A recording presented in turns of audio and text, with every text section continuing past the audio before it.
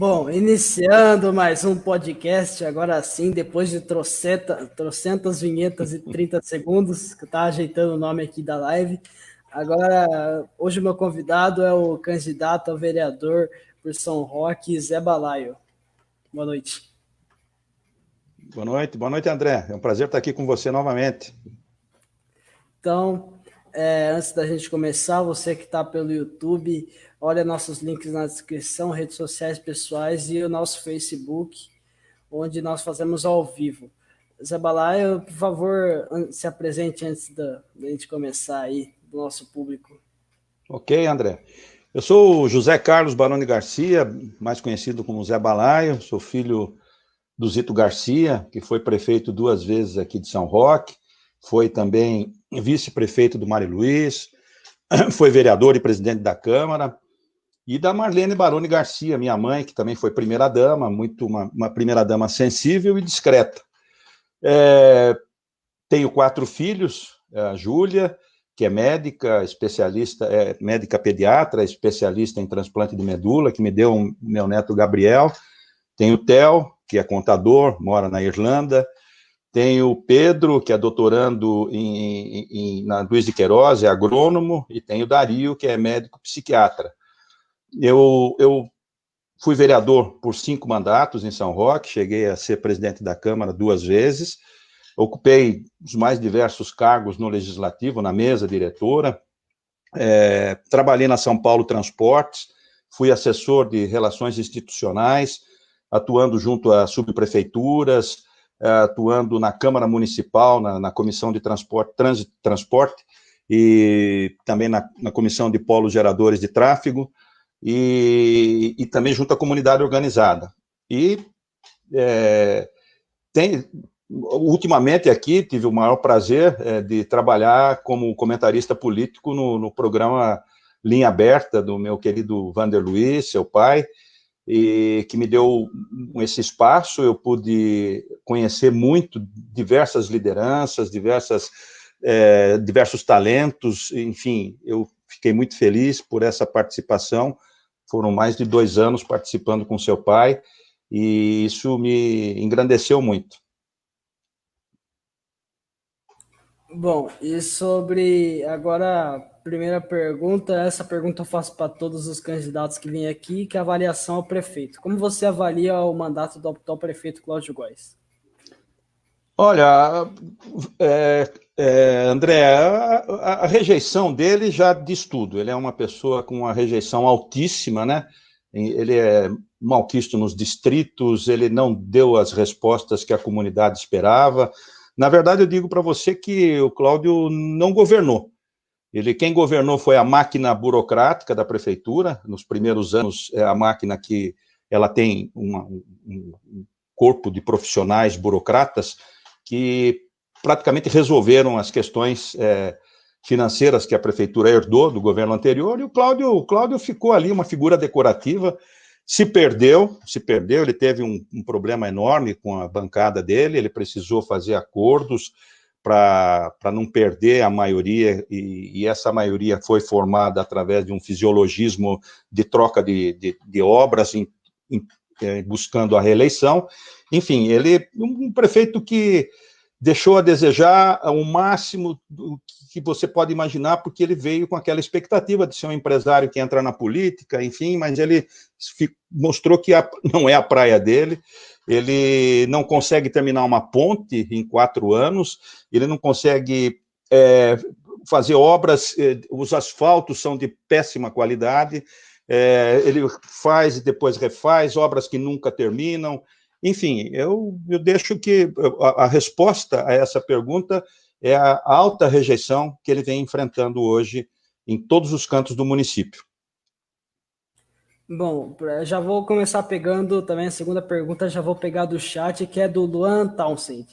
Boa noite, amigos, grande mestre querido Zé Balaio. Conversamos esses dias sobre debate entre prefeitos. Qual é a sua opinião sobre, porque acha que não agendaram um ainda? Olha, Luan, querido, eu realmente sou a favor dos debates. Às vezes que eu participei dos programas do Linha Aberta com o Vander Luiz, e iam prefeituráveis, naquela época eram pré-candidatos, eu sempre fazia essa pergunta a ele, se ele estaria disposto a participar de um debate. Então, eu acho o debate muito salutar, é a grande oportunidade que a comunidade tem para sentir firmeza ou fraqueza naquele que pode governar. Então, eu acho que os programas de governo ficariam mais claros, os compromissos seriam melhor assumidos, né, porque você está falando, embora existam os programas de governo, mas quando o candidato fala e assume, e debate com o outro para ver pontos falhos de um programa e outro, a gente tem uma configuração melhor do quadro eleitoral para que a população possa escolher com mais firmeza, com mais gabarito, assim, até. Então, mas tudo, Luan, gira em torno de quem vai organizar, seria a imprensa local, seriam outros veículos aí, tudo gira em torno disso. Eu não sei, a estrutura hoje de um debate acaba sendo um pouquinho mais complexa, né, em função da pandemia e tal, mas tem que haver interesse da imprensa. Eu tenho visto movimentos de setores da sociedade civil convidando cada um dos candidatos para exporem seus pontos de vista e debaterem alguns pontos específicos do interesse dessa entidade. Então, é uma iniciativa, sem dúvida, válida, porém o debate ele tem um outro componente, né, que é aquele componente onde você sente que o candidato está falando com propriedade daquilo que pretende fazer. Eu sou totalmente a favor, mas vejo a questão da estruturação de um debate hoje, tem que ter os interessados em organizá-los, né? Então, seria a imprensa local, outros meios aí, outras entidades que poderiam estar se reunindo para, junto às assessorias específicas de cada um dos candidatos, elaborarem um regulamento para que tudo transcorra da melhor forma possível, para que a população entenda realmente os propósitos de cada um deles. Eu sou a favor do debate, o meu candidato, Guto Issa, uma pessoa que vai ao debate com certeza, né? E isso não está nem, não se cogita ele não participar de um debate. Estando em primeiro lugar ou não, ele participará, porque existe também aquela questão, o cara está em primeiro lugar, ele não quer participar do debate. Eu acho que esse é um desrespeito com a sociedade em geral. Inclusive, seria muito legal ter um debate aqui no Diálogo Podcast, se possível, a gente vai fazer. Opa, olha aí. Mas agora a próxima pergunta sobre o seu partido, o PDT. Qual foi o motivo de você ter escolhido o partido? André, eu tive militância, eu sempre militei de maneira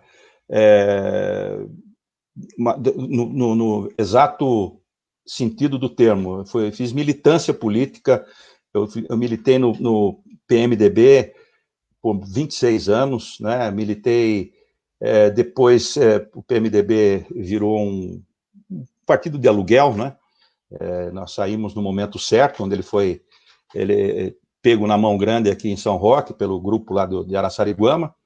Então, eu me desliguei do PMDB por esse motivo e ele continua sendo praticamente a mesma coisa até hoje, né? Não é mais aquele PMDB e muito, muito, muito menos aquele MDB. Hoje é uma farsa, né? Então, eu saí e militei no PMN, porque o PMN era um partido que estava para se fundir ao PPS. Depois não ocorreu essa fusão, aí eu fui para o PPS, que é o antigo PCB, Partido Comunista Brasileiro, o qual eu militei também, e depois, aqui em São Roque, eu procurei fazer uma política um pouco mais próxima daquelas pessoas em que eu tenho uma afinidade ideológica e política. Então, eu tive assim, o prazer, né, de me aproximar do Matheus Taraborelli e do Chumbinho, do professor Weber. Então, nós resolvemos aí criar, de fato, o PDT aqui em São Roque. É um partido que, de forma local, trabalha muito nessa questão das propostas por cidades sustentáveis, por cidades aí que tenham uma atenção especial para as grandes demandas populares, tais quais saneamento básico, transporte coletivo, enfim. E também, a nível nacional, é um partido que se propõe a uma alternativa, de fato, de governo, de um planejamento nacional, algo que não seja meramente eleitoral. A gente quer um projeto para o país, da mesma forma que no município a gente quer um projeto para São Roque. Então, nós queremos o desenvolvimento do município e nós estamos juntos nesse propósito e por isso eu escolhi o PDT. E sobre o candidato que você apoia à prefeitura, Guto Issa, o que te fez apoiá-lo? Olha, eu tenho uma admiração muito grande pelo Guto nas atuações dele na Câmara Municipal. Eu, além de ter uma amizade com ele, né, eu admiro como político na Câmara. Ele é um grande vereador, um excelente vereador. Muita gente fala que eu fui um bom vereador. E da forma com que eu me dediquei na Câmara ao longo de 5 mandatos, como eu falei no início do programa, a minha avaliação eu me aproximo muito do tipo de ação do Guto. Eu gosto muito dele como parlamentar, uma pessoa aplicada, uma pessoa que leva a sério aquilo que faz, é consequente, e tem também um detalhe que eu gosto de levantar sempre, que ele esteve no primeiro mandato junto do Daniel, que foi o vencedor das eleições, e no segundo mandato junto ao Cláudio, que foi o vencedor das eleições, e ele se voltou contra esses dois vencedores. Demonstra que ele tem princípios, demonstra que ele tem propósitos firmes, porque ao ver, num primeiro momento, qualquer desvio de conduta dos prefeitos que se elegeram, ele não titubeou em romper, em apontar os erros, mexer na ferida e mudar de lado. Poderia muito bem fazer com que muitos fazem aí, que ficam do lado do prefeito para buscar benesses para a sua própria reeleição. Ele colocou, inclusive, a reeleição dele em risco, porque ele se colocou contra quem está no poder. Foi perseguido por isso, foi achincalhado por isso, mas sempre com altivez ele suplantou tudo isso. E agora, como candidato a prefeito, é uma pessoa que está demonstrando um conhecimento profundo das necessidades de São Roque. Ele conhece os problemas de São Roque, ao contrário do prefeito que está aí, como eu falei também no começo do programa, não governou. Ele simplesmente deixou a máquina na mão dos burocratas e ficou recuando, só dando evasivas do que não podia fazer. O Guto tem entusiasmo, o Guto tem uma firmeza de princípios, e isso o diferencia dos políticos tradicionais aqui de São Roque. Diferencia de maneira significativa.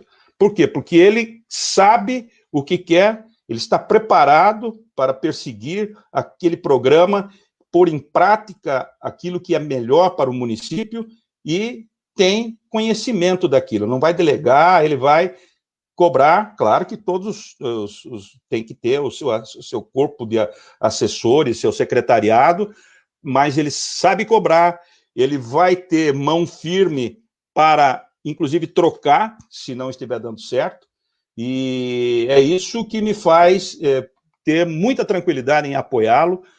Estou com ele e com a chapa, claro, com o Maíque Bocato, que é o vice, que também é uma pessoa muito popular aqui em São Roque, uma pessoa que tem conhecimento dos problemas da cidade, está se engajando agora politicamente, e nesse período de campanha e tal, tem demonstrado também uma sensibilidade muito grande e quer fazer parte desse projeto, desse programa que o Guto está apresentando para o município. Então, são esses os motivos pelos quais eu estou com o Guto Issa, e ele vai ser o futuro prefeito de São Roque, tenho toda a certeza disso. E sobre a Câmara antigamente? A Câmara de antigamente mudou muito para a Câmara de hoje em dia? Mudou, André, mudou bastante, mudou, mas veja só, eu tenho que também puxar um pouco a brasa para a minha sardinha. Eu fui vereador, e nesse período em que eu fui vereador, nós tivemos uma movimentação política no país muito grande, né? Então, vamos deixar de lado alguns aspectos ideológicos, vamos tentar trazer sempre a coisa aqui para a questão municipal. No período em que o país passou pela efervescência de uma nova Constituição, foi dado também aos municípios, coisa que não havia antes disso, a possibilidade de fazer as suas próprias leis orgânicas. Então, essas leis orgânicas eram vindas de cima para baixo. Então, a partir da Constituição de 88, e depois das constituições estaduais, os municípios tiveram a sua oportunidade de elaborarem as suas cartas próprias. Então, eu fui uma pessoa que atuou muito intensivamente na elaboração da lei orgânica. Fui membro de diversas comissões, fui membro da comissão de sistematização. Nós elaboramos uma lei orgânica, é claro que não é a melhor, mas ela é avançada, ela tem pontos muito importantes no que se refere à questão do município, da questão ambiental, da questão... inclusive o capítulo do meio ambiente, eu tive uma participação muito grande nele, praticamente fui como vereador, né, o responsável, mas me assessorei de muitas pessoas para que esse capítulo fosse o mais moderno possível para aquela época. Então, isso é uma coisa que precisa ficar bem clara, porque, em que pese nós temos momentos distintos, é a mesma lei orgânica que está em vigor até hoje.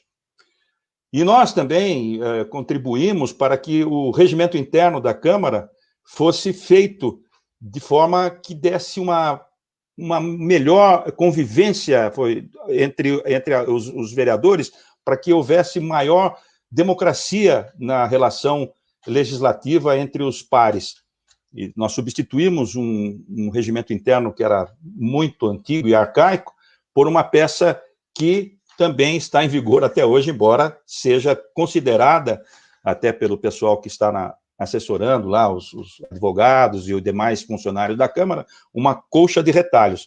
Mas não houve, da parte dos vereadores, a intenção, primeiro, de dar uma melhor configuração, uma modernizada no regimento interno. Ele tem a mesma estrutura de quando ele foi elaborado e posto em vigor. E, da mesma forma, a lei orgânica, ela sofreu, claro, algumas mudanças até por força de ações diretas de inconstitucionalidade, que se mostraram ao longo do tempo inconstitucionais, né?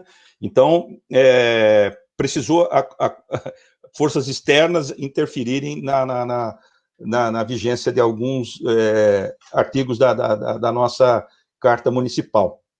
Então, eu proponho isso, se eleito for, buscar essa renovação, mesmo eu tendo sido o autor lá atrás, de boa parte, muito assim, minha atuação foi muito intensa, como eu disse, mas eu reconheço que ele precisa ser mudado.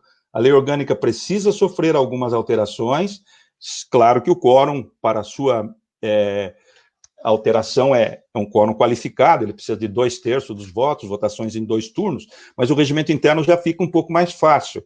Não houve, você tem uma ideia, André, para eu dar um exemplo do que a grande preocupação de alguns vereadores foi dar uma dinâmica para homenagens. Então, o regimento interno foi alterado com muitos artigos e tal, para homenagear pessoas. Então, os vereadores se preocupam muito com homenagens, não estou tirando o mérito dos homenageados, mas a Câmara tem outras atribuições muito mais importantes para se preocupar. Uma coisa que eu bato muito, André, é na questão do funcionamento das comissões permanentes e na realização de audiências públicas.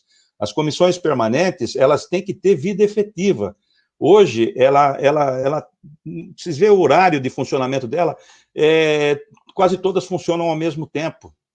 Você tem que ter uma dinâmica para cada uma delas, elas precisam ouvir a comunidade, chamar a comunidade para os projetos que são debatidos dentro delas, porque elas têm comissões específicas que trabalham sobre questões que chegam à Câmara e que precisam ter um tempo para serem maturadas para ir a plenário, entendeu? E esse tempo é dentro da comissão permanente. A comissão permanente assina um parecer mais do que, olha, digo para você, 98%, não quero falar 100%, são pareceres padrão.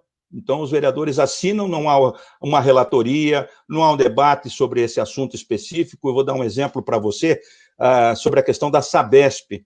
A Sabesp, que nós tivemos aí há pouco tempo uma crise terrível de abastecimento de água, fruto da incompetência do prefeito no sentido de cobrar a execução do contrato, né? Mas isso é uma coisa que depois eu entro nesse aspecto. Então, a Sabesp, o contrato de 30 anos, André, o contrato foi renovado por 30 anos com a Sabesp. Ele deu entrada na Câmara, até fiz uma anotação aqui, André, numa colinha, no dia 9/12 de 2011.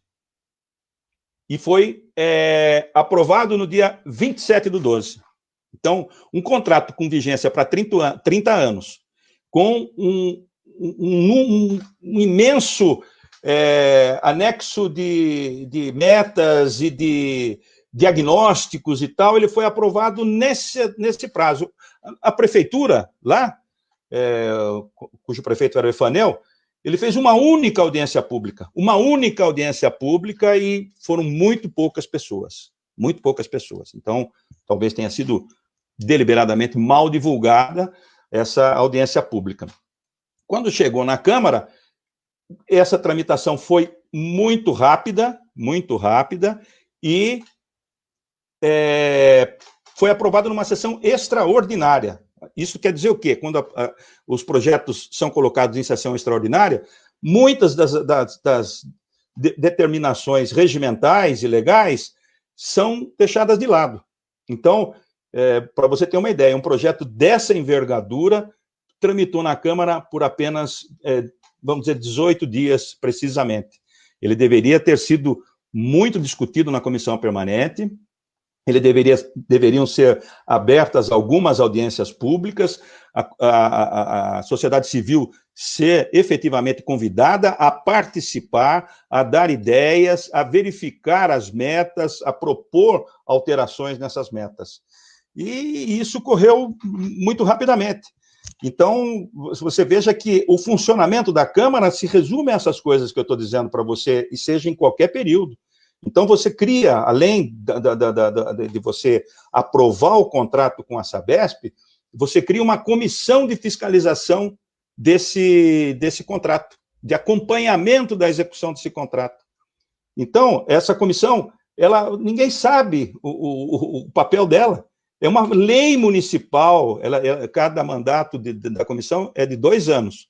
Então, nós estamos aí, o prefeito atual, ele fez um decreto nomeando os componentes dessa comissão em 2017. Para você ter uma ideia, nós estamos em 2019, já está com o mandato, nós estamos em 2020, e, portanto, já está com o mandato vencido, e não foi substituída, não tem um decreto substituindo essa comissão, e não se sabe o que ela faz, se ela acompanha, se ela cobra, se ela apresenta denúncias, se ela sugere alguma medida que a prefeitura possa tomar mais austera com relação à Sabesp. Então, você tem esses detalhes teriam que ser mais fiscalizados pela Câmara Municipal. Então, é isso que eu digo para você. O papel da Câmara Municipal não é um papel, digamos, meramente, como brincam aí, puxadinho do Executivo. Não. A Câmara Municipal tem muito a fazer, os vereadores que se dedicam, eles têm que estar atentos a esse tipo de coisa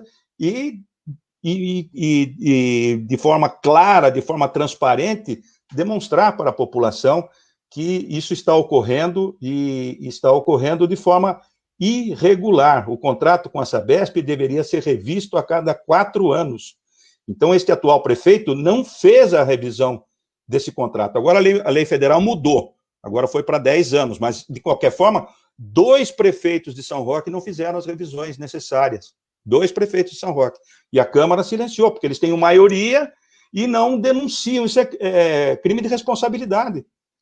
O sujeito não cumpre o que está determinado na lei federal. Então, aqui a Câmara deveria falar, era para ter feito a revisão. Já era 2 revisões, uma no prefeito anterior e uma neste atual prefeito. Então, a Câmara tem esse papel, André, que a gente precisa ter o acompanhamento. O vereador, lá de trás, como você me perguntou, eu tinha a mesma vontade que tenho hoje. Então, eu tenho o mesmo entusiasmo daquela época que eu tenho hoje. Porque, embora não tenha mandato, eu sou uma pessoa que milita politicamente, como eu mostrei para você, ao longo dos meus anos de militância nos partidos pelos quais eu passei e que demonstrei a você. Então, aí é você ter a militância que não se resume a mandato. Você é um cidadão, você tem que estar atento àquilo que ocorre e estar sempre disposto a colaborar para que a cidade melhore sempre. Bom, agora eu vou pegar uma pergunta do chat feita pelo Felipe Angelucci. Zé, você acha que as decisões políticas na nossa cidade estão menos democráticas do que foram no século passado, no início da nova república?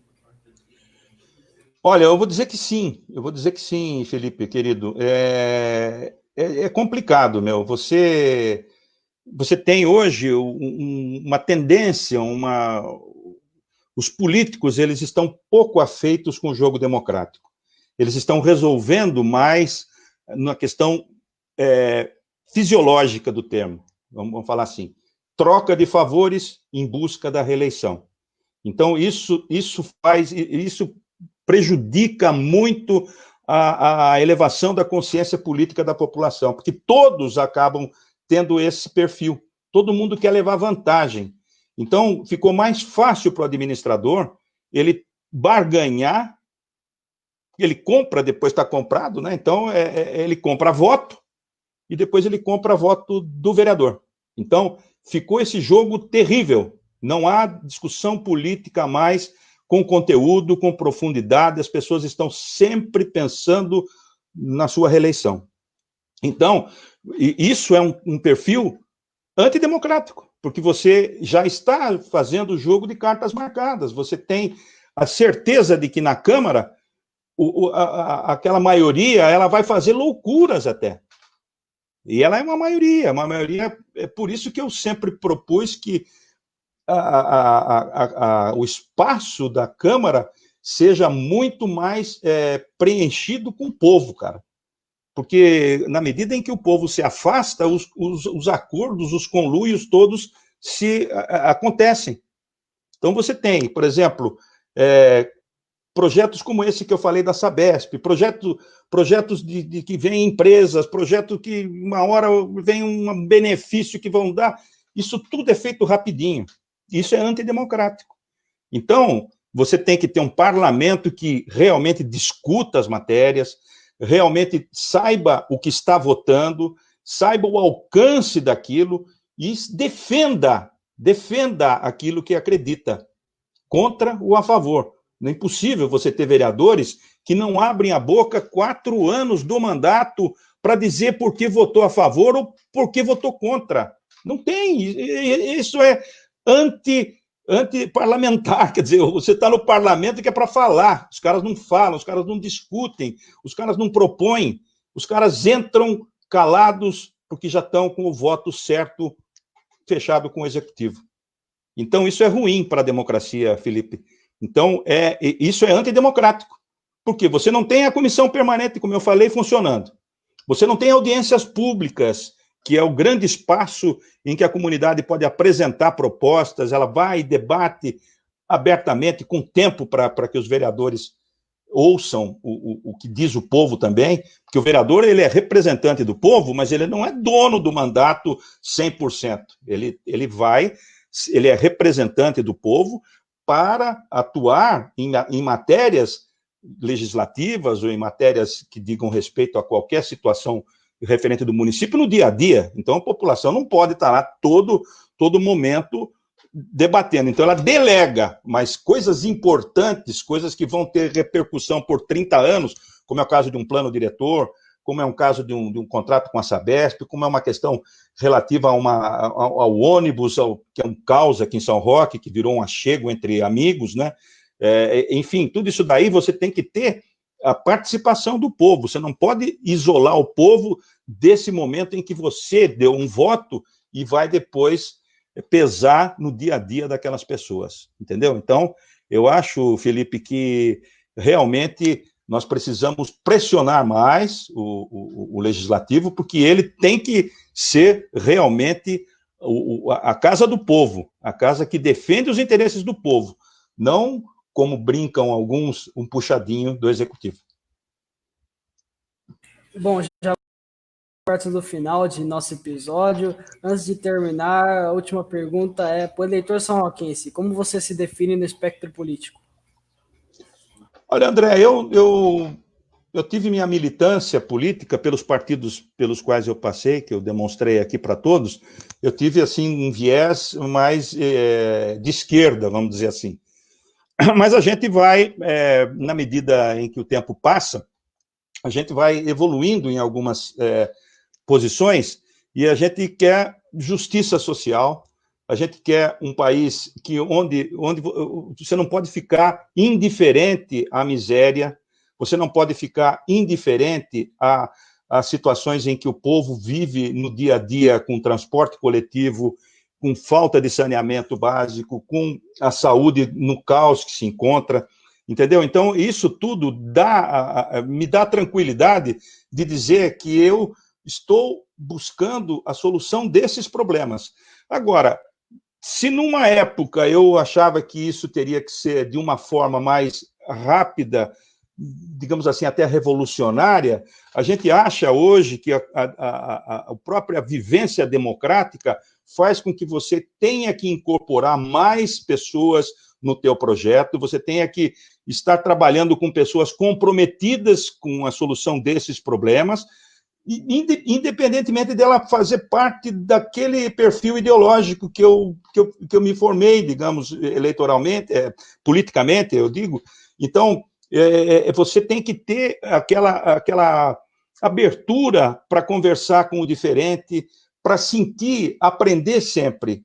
Eu aprendo muito, eu tenho a felicidade de estar nesse grupo formado pelo Guto Issa, onde existem muitos jovens talentosos, pessoas que participaram agora das perguntas, o Felipe, o Luan, tem o Matheus, tem o Paulinho, que participou de um programa ontem, uma entrevista maravilhosa.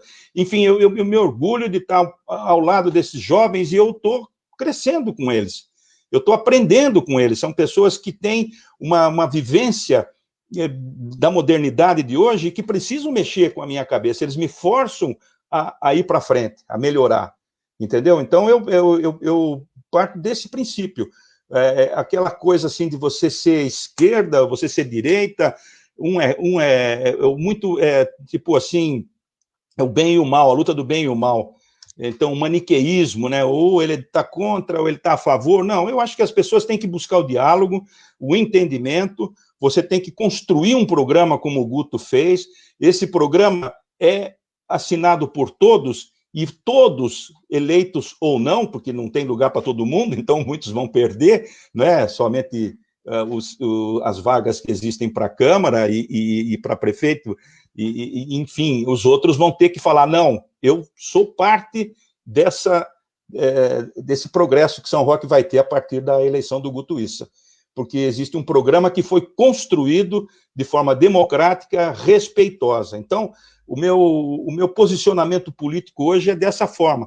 Eu acho que as pessoas deveriam pensar muito na questão de se indignar diante daquilo que está errado e é injusto, a omissão é ruim.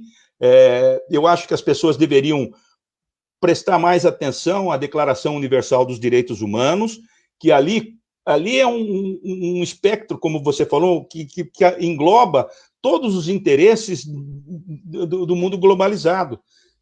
Ali você vê as questões. O escritor José Saramago, ele foi um comunista notório, E ele disse que, em determinada altura da vida dele, ele ficaria satisfeito se a Declaração Universal dos Direitos Humanos fosse cumprida na sua íntegra.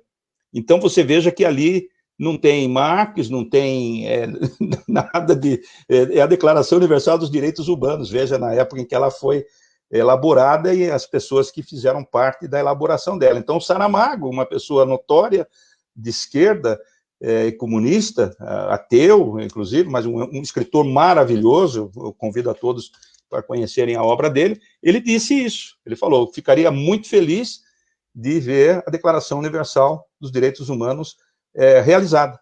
Então, é por aí que eu sigo a minha vida política, André. É dessa forma que a gente quer um mundo melhor. Bom, chegamos ao final de mais um episódio. Muito obrigado para quem assistiu. Gostaria de dizer algo antes de terminarmos? Olha, André, existem situações em que a gente tem mais que agradecer. Eu sou muito grato a você pelo convite, sou muito grato ao seu pai pelo tempo em que eu participei do programa dele. Estive hoje à tarde aí para resolver algumas questões técnicas, pude rever a Márcia depois de um longo tempo. Eu fico muito feliz de estar, assim, privado da amizade de vocês. Gosto muito de vocês e agradeço esse espaço. Eu ocupo esse finalzinho de programa para pedir para que as pessoas realmente participem dessa eleição. Vão votar, dentro, claro, dos protocolos de cuidados com a saúde, devido à pandemia que nós estamos vivendo. Mas eu creio que a Justiça Eleitoral, sei disso, vai tomar todas as medidas para que haja um cuidado específico, tanto com aqueles mais idosos que queiram exercer o seu direito de voto, como com a população em geral. Todos terão os seus cuidados observados. Então, que votem. E antes de exercer o voto, o direito do voto, que analisem e pesquisem, procurem saber o que cada um dos candidatos estão propondo. Procurem especificamente conhecer a proposta do meu candidato a prefeito, Guto Issa, porque ele demonstrou, através do programa de governo, uma preocupação muito grande com São Roque, muito grande com a juventude, muito grande com a mobilidade, uma preocupação muito grande para tornar São Roque uma cidade sustentável.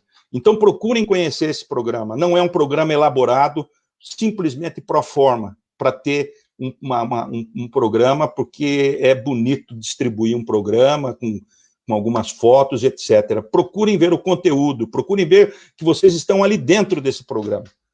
Então, é dessa forma que os jovens vão ter novamente esperança no seu emprego, em viver numa cidade que possa incluí-lo na vida econômica do desenvolvimento local. Então, eu quero deixar aqui esse recado e que prestem muita atenção também na escolha dos candidatos a vereador.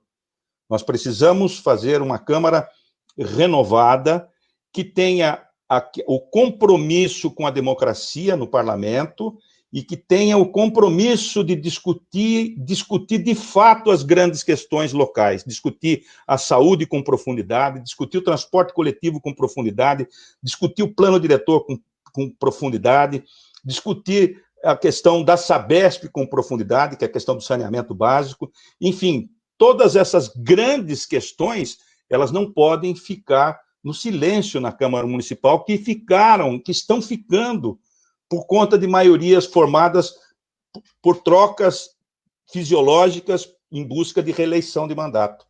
Prestem atenção, votem bem no candidato a prefeito, votando Guto Issa, e escolham aqueles candidatos a vereador comprometidos para as grandes discussões que a cidade vai precisar para ela realmente ter o progresso e para ela realmente ter um lugar muito respeitado no futuro.